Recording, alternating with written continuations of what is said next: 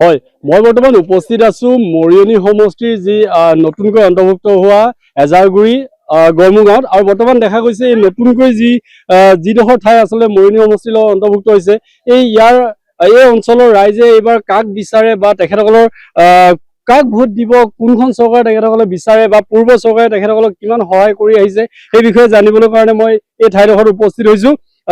কি ক'ব, নিৰ্বাচনলৈ আৰু মাত্ৰ কেইটামান দিন আছে, আপোনালোকে এইবাৰ কি চিন্তা কৰিছে? আমি ৰূপজ্যোতি কুৰ্মী ছাৰকে এবাৰ পদুম ফুলৰ চিনত ভোট দি জয়যুক্ত কৰিম বুলি ভাবিছো। আৰু তেওঁ আমাক বহুতখিনি উন্নয়ন কামত আগবাঢ়িছে আৰু দলংখন হৈছে।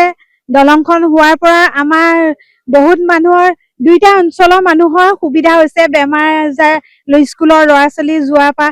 আৰু এতিয়া আমাৰ মথাউৰিটো বহুত বেয়া আছিলে। ৰূপজ্যোতি কুৰ্মী ছাৰে আমাৰ এই মথাউৰিটো বান্ধি পেলাই ৰাস্তাটো ভাল কৰি দিয়াৰ কাৰণে আমি তেওঁক বহুত ধন্যবাদ জনাম। আৰুনো কি ক'ম। আৰু আইতা আছে, আইতা আপোনাকো দেখিছো আজি ইয়ালৈ ওলাই আহিছে, কি ক'ব আপুনি? আপুনি কি ভাবি আছে এতিয়া?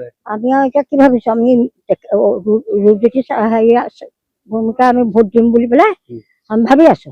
আৰু তেখেতে আমাক বহুত সহায় কৰিছে। আমি তেখেতৰ জহত বহুত পোহৰ দেখিছো। আমাৰ মানে আৰু দেখিম বুলিও আশা আছে। এতিয়া ৰূপজ্যোতি কুৰ্মীক যদি ভোট দিয়ে, কি চিহ্নত ভোট দিব? পদুম ফুলত দিম। জানে আপুনি? জানো, জানে, জানো, পদুম ফুলত দিম। ইয়াত আৰু আছে, কি ক'ব আপুনি? আপোনালোকৰ কেনেধৰণে আপোনালোকে চিন্তা কৰিছে এইবাৰ? যিখিনি কাম আমাৰ অতীজত কংগ্ৰেছ চৰকাৰৰ দিনত 70 বছৰত নহ'লে, সেই কামখিনি আজি এই 10 বছৰৰ ভিতৰত যেনেকৈ এইভাগ চৰকাৰে লোৱাৰ হাতৰ পৰা আমি উজ্জ্বলৰ মুখ দেখিছোঁ, ৰাস্তা পদূলিৰ মুখ দেখিছোঁ। আৰু য'ত ত'ত অসুখ বিসুখৰ কাৰণেও সহায় কৰে, তাতো আমি উন্নত পাইছোঁ।